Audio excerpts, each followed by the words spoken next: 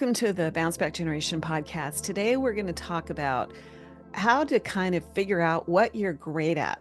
What is the career that you're supposed to be following? What is your talent base? What is it that you love to do, right? And we have to do that in the context of being practical. You know, we still have to pay the bills. And we also have to do it in the context of the fact that AI, technology, robotics, all of that is knocking at our door, and we don't really know how it's going to affect our work life. How is it going to change? What careers are going to be in demand and what careers aren't going to be in demand? And what we talk about is being kind of the pilot of that and not allowing AI and the economy and all of that to drive you as much as it does, or as much as it has done in the past.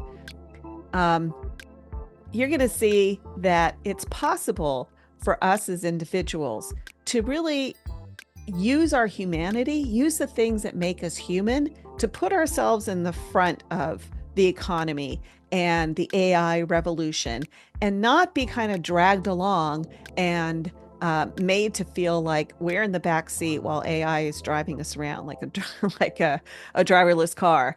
I refuse to be that way. All of us should refuse to be that way. And so that's what this podcast is about. And if you stay tuned to the end, I'm going to share with you a link that's provided by our friends at the nonprofit Talent Transformation. It's a quiz that helps you to figure out all of those kind of questions like, what am I good at? Or where are my talents? And it'll help you figure it out. It's quite a detailed quiz. It's like 60 questions. So it's really worth doing. So thank you for being here, and I hope you enjoy this podcast. So normally, Omar, what I would do is I would introduce you, but I'm not going to introduce you today because I think that the conversation we're going to have, you're going to end up introducing yourself. Okay. You're going to tell everybody who you are and why Sure. you're here and what makes you unique. But I do want to frame the conversation. And that framing is, if I was a graduating senior from high school, or if I was a college student about to get out of college, I don't know that I would be very good at knowing what is it that I am going to do in this emerging new economy. So I wanted to talk with you today because I think you have a very good history or background in that process of discovering what is it that you really want to do and what is it that you should do and where do you fit in this sprawling, weird, changing economy that we're in right now in the 21st century. So what I wanted the reason I wanted to talk with you is because you have really set out your own personal path, and I want others to see it. Oh, So I want yeah. to start out by just asking you, just say your name and tell me a little bit about yourself, like where you grew up. And Okay, yeah, perfect. Yeah, my name is Omar. Currently, I'm in Arizona. I've been here since 96. Before that, I lived in Arkansas State. My parents are from East Europe, from the Balkans originally. So they grew up there, and they grew up in other parts of the world as well. And I happen to be born in Kuwait. I'm not a Kuwaiti, but my dad happened to be working there at the time, and I was born in Kuwait. And I just went on from there. I said, yeah, this might be a good idea. Got my first job really in the industry of engineering. you got your first job at 19 years old as Uh-huh. a civil engineer? It was an intern. And as an intern, Yeah, to be a civil engineer. correct. So, so you kind of went into the family business, basically, right? Yeah, I guess you can call it that way. I kind of went in the same footsteps as my dad and family in terms of doing that. And even my brother also did the civil engineering as well. So, and my sister's in engineering, but she's a different type. So, So so anyway, it runs in the family, I suppose. yeah, exactly. Well, my mom, weird thing, my mom went to education, so I think I get that from her. So she was teaching while we were babies. Ah, I get that part of my mom's side, and then the math from my dad's side. so you're in this internship, and let me ask you this: why didn't you go to a 4-year college? Why did you go to a community college? Yeah. Well, first of all, it was closer and also a little bit cheaper at the time. I wasn't working. And so I wanted to get my foot into the college, thinking that college might be a little bit tough. We'll go to the university right away. Especially if you don't know what you're doing in the beginning, like coming out at 17, 18, most kids don't know what they're going to do. Like they see their Right. parents working or they see other people. And at 22, 23, do you really want to get into the industry and work at that age? And most kids don't want to do that. I have a friend who's like, I don't want a real job. And I think at 30, it was like he found a way to stay at school and college to keep taking classes and working as a student.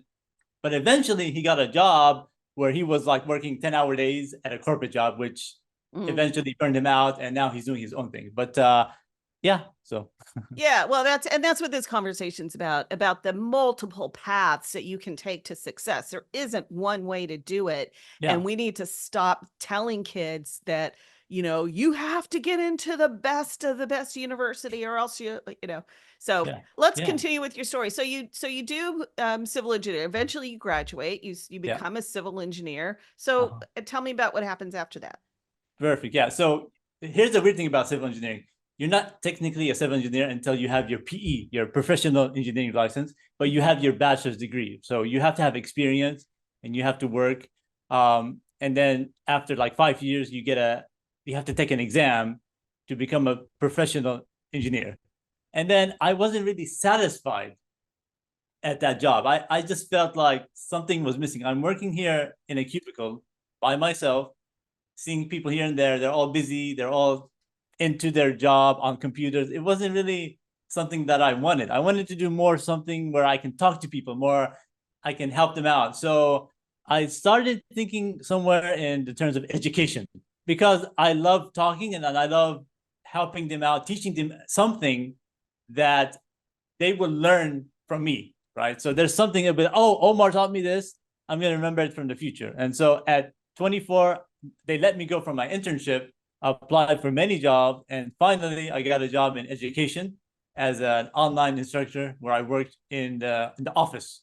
I basically worked in the office as a teacher. That was great. You get to be with the science teacher, with the math teacher. You're all there, but the students are online. Like you don't see the students Mhm. basically. And so they gave us that opportunity for an hour or two to go tutor the students who come in. And I love that, the interaction with the students and all that. So they started out with like 30 kids. Okay, very small. You can handle one class.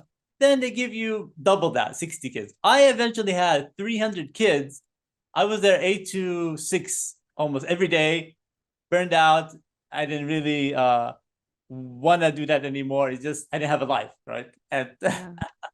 So let me just kind of lay this out. So you go to you're in school, you're obviously a good student, you're technically oriented, so you're kind of like the what people are looking for yeah, because you can do math, you understand science, you're technically savvy.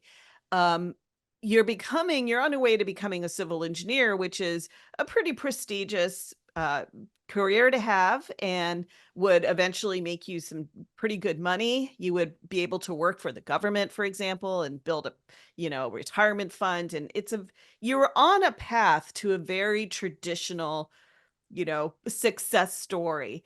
yeah, And you went, and you turned around and you put yourself into jobs that were not as prestigious in the way that people think, but yeah. that gave you some happiness. What was the difference between the civil engineering job that you had that you quit so that you could sit in another cubicle basically, but do something different? And what was the emotionally how you felt differently? Yeah, it's a lot different, a lot better. I love it because you're actually engaging with people more and talking to them. Whereas the civil engineering, you're in a cubicle by yourself. Most of the time, you're working by yourself. You're not working with people. And I'm a people person. So would you say like you just felt more joy? You looked forward to getting up in the morning, going to work, you Yeah, know, those kinds of things. absolutely. So now you're basically a teacher, and as you were explaining earlier, you are about to become a certified teacher so that you can teach anywhere. Yeah, And you seem very happy with being a teacher. yeah, So I love it. what Yeah, what else are you doing besides being a teacher? Because the reason I have you on here today is yeah. because you're doing something really kind of unusual. You Fine. made something up. You created a category of work Yeah, just for you. You tailored something specifically for you. And it seems to combine your interests And so tell me about what you're doing and what that is behind you. Yeah, and so during COVID times, also another interesting thing. I have always loved hosting, and I've always loved game shows. And so in 2020, I decided to create like a Jeopardy style game called a Zoom party, as you can see right there, Zoom party. And not with the like party with a T. Most people think when you tell them in the streets, it's with a T, but it's actually with a D there. So welcome to the stage, Matt Allen. Here are the point values for the leaderboard. The letter Q, world history.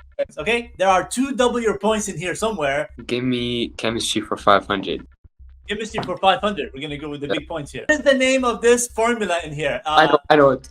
Kareem. 500, fill in the missing word. Star Wars Episode 9, the blank of blank. 5, 4, 3, 2, 1. The Rise of Skywalker. Thank you for having us. Absolute pleasure. And I don't have much to say except Marwan is a loser. I told him I'd beat him today, and I did. So I hope he goes to sleep at night and remembers the fact that he lost to me today. Okay, that's amazing. So I think what you have demonstrated, and let me ask you this question. Are you happy? Are you happy with where you are in your career, in your personal development, in terms of having followed your own inner guide instead of letting, other people or society or your parent? I mean, it sounds like your parents are very supportive, but the rest of the world telling you what you should do, and do you feel like, yeah. Absolutely, because at 18, you're right, that parents influence you, and that's the society where they say, okay, go into this kind of thing. And then you go into it, yeah, the money's great and all that, but you got to really be happy. So whoever watches this, kids or whatever, you got to do what makes you happy. It doesn't really matter as long as it's something decent, something doesn't harm you. You got to, career-wise, do something that makes you happy. And for me, yeah, I mean, the pay is lower, but then you have to be satisfied with it. I mean, I love doing the hosting. And that's something that I've always dreamed of. Even when I was a kid, I had a star on the wall, like the star they have on the not the billboard, but on the door. They have it. This is the star, and I've always watched those shows. Regis Philbin, and also Don Rickles as well. All the Tonight Show back in Johnny the 80s Carson. and 90s. Johnny Carson as well. So you want to be like you're a game show host. You created a game show so that you could become a game show host. Exactly. / talk show host as well. Also, because I do a podcast as well, which is on Sundays, called Do We Really Know Them? These are people who we know from LinkedIn who have a lot of followers, 1,000, 2,000 followers, and I interview them. So I've done 25 episodes of that. I'm starting my 3rd season, 25th episode this Sunday, basically. So wow. But with a nice lady too. She's actually American Supermom who had 15 kids and was on the Rachel Ray show before. You're part of the world of creators, which is becoming a producer. Yeah, you're a creator producer, and in many ways that's what I do. Although this is a nonprofit and we have a mission and things like that. But what I think I want to point out is you said do the thing that makes you happy, and I think of the great professor of mythology Joseph Campbell, who I just love, and I actually do a hero's journey process, a little template that people can follow so they can see how their own life is like a hero's journey. But what he said is what you're supposed to do when you sit down and say, what am I supposed to do? Why am I here? What is my role in this life or on this planet? And he just had these very simple words: follow your bliss. Exactly. When you find something that gives you joy, follow it, because that's going to take you to your destiny. Your destiny is not going to lie in, I just made myself fit into this job and then I hated it. And every day I woke up and I hated getting, on the train to go to that corporate job or whatever it was. And so I have a similar story, and I won't tell you the whole story because it's long, but basically I started out doing development studies, which is really looking at how the world develops under colonialism, and what do we do post-colonialism? How does the politics and economics shaped by colonization, and really it's about political economy, understanding the world the way that it works now. And that was great, but then what do you do with that? So then I became a lawyer. Then I did environmental law. That was great. And I really started to work with a lot of communities, and I wanted to solve the big question, which is, why is it that some people fail and others don't? What is it? And that led me to working with young kids and in public housing, and kids who are really in disadvantaged situations, and understanding that they really deal with a lot of trauma, and that trauma can have effect on their lives for their entire life. And it affects their brain, it affects their emotions, it affects the way they see the world, and it affects your health. You die younger, you die of more diseases. And so that's what led me to doing Bounce Back Generation, which is trying to really understand how do we build resilience on our own. Not, some of us are born with some of it, but there's all these factors that help us to become stronger so we can function in the world.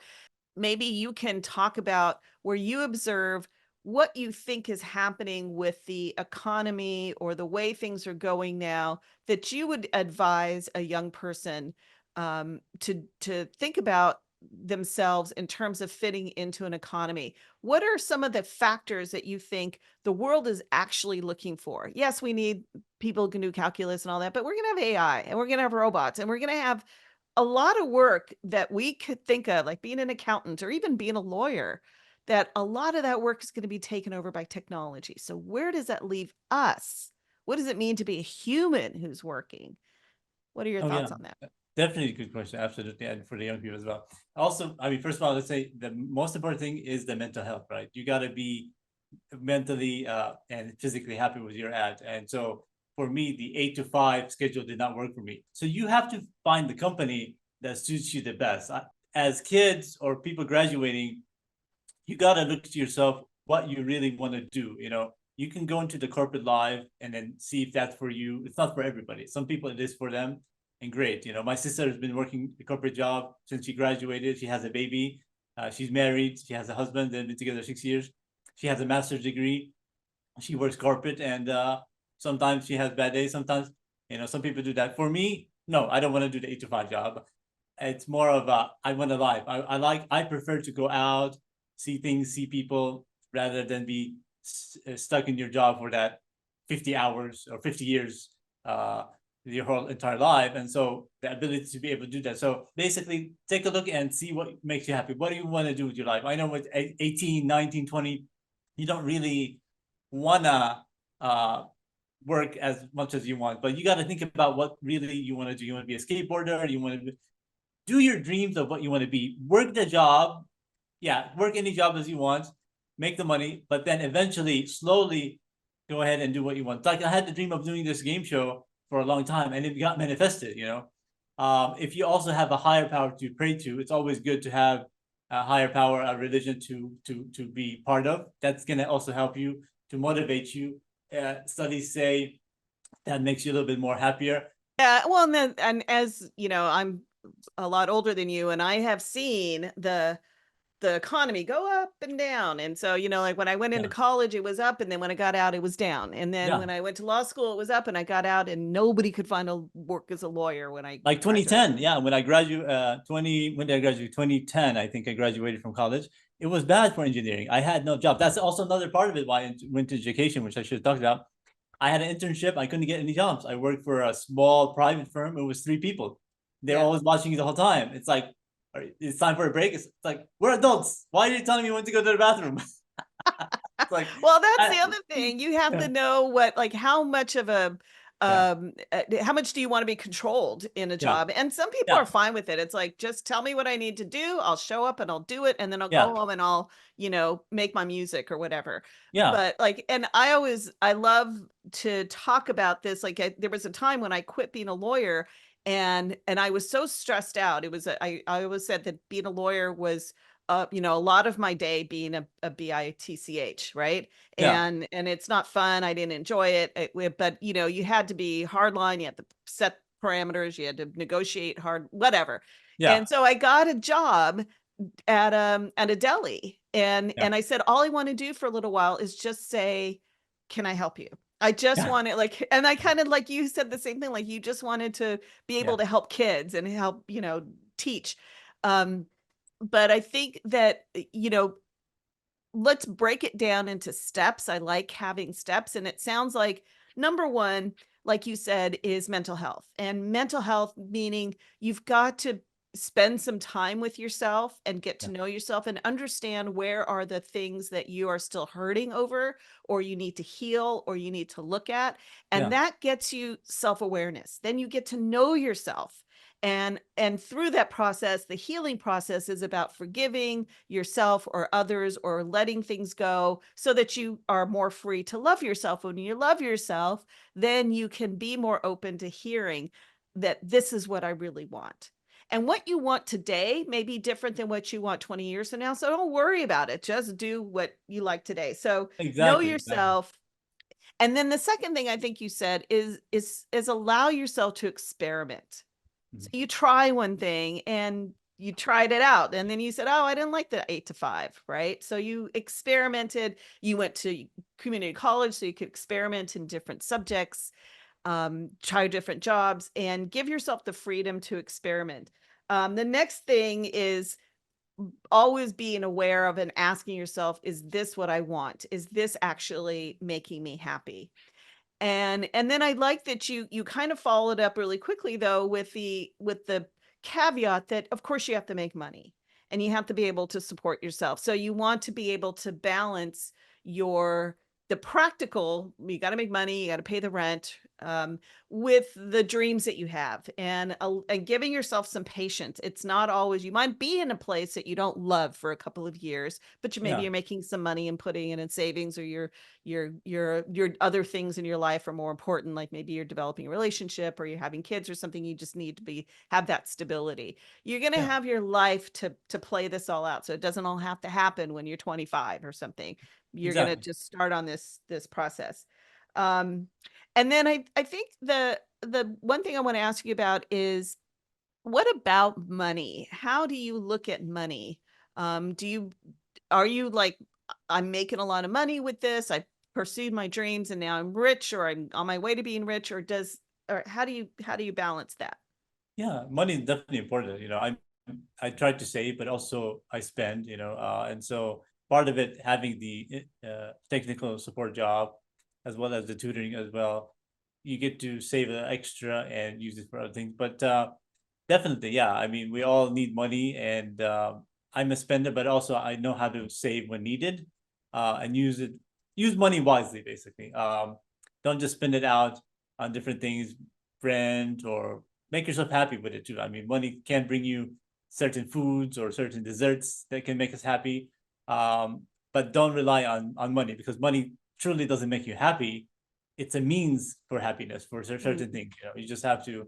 So really looking at money, like, how much do you need, and how can you plan ahead so you always have what you need? And then I think a lot of times we get caught up in, I want a bigger house or a nicer car or a better wardrobe or whatever, but do you actually need You it? need And it. are you going Yeah, to sacrifice other things in your life, like your happiness at your work, in order to make more money so you can have those things? exactly. And that's totally fine if you do. I mean, some people are like, yeah, I'm going to work for my wardrobe because I love dressing up, and that's perfectly legit.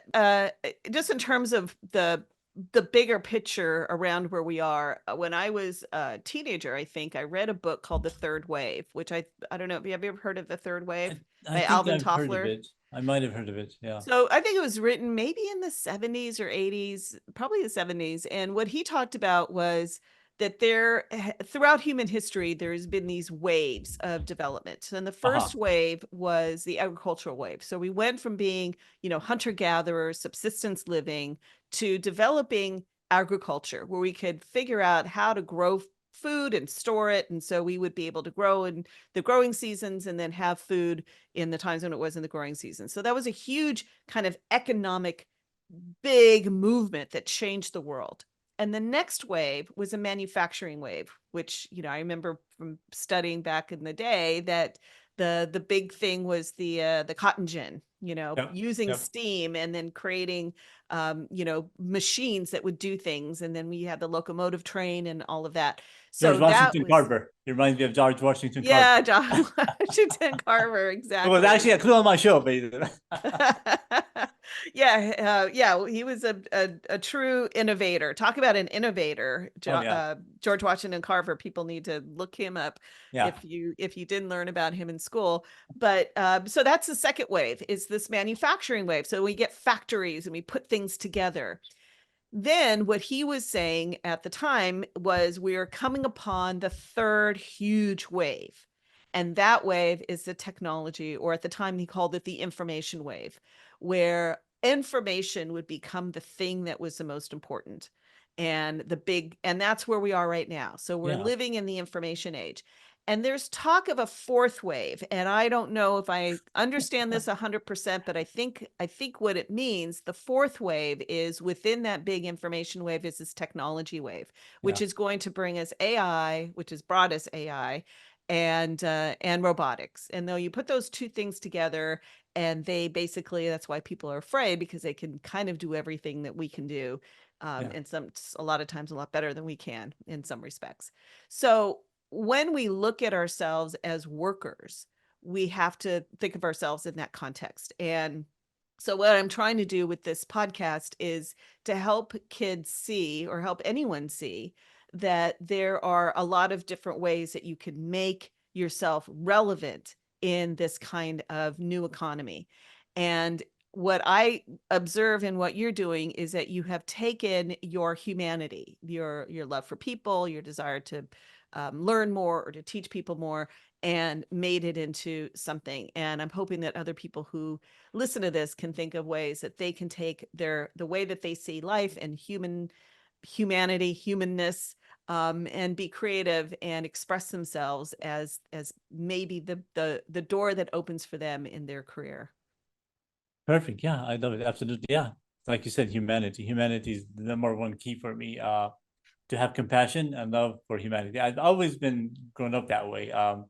Especially growing up in my Islamic upbringing, that we have to care about neighbors, care about everybody in society. And I do this sometimes extremely by checking on people and seeing how they're doing all over, where sometimes it can be overwhelming to them. Why is this guy caring too much about me? When they get offended, it's like, what are you doing? So I have that, and it comes from my parents too, to check on grandma or older parents and how's you doing. And this is a Balkan tradition where you check on people and check how you're doing. And so I have that tradition where I love and care about people. How you doing? You need anything from me today? How you doing? My neighbor, even, whatever. So that's how we taught. So humanity is the number one thing, care about your neighbor. As it talks about, and not to go into religion, but in the Bible and also Quran, it talks about that as well.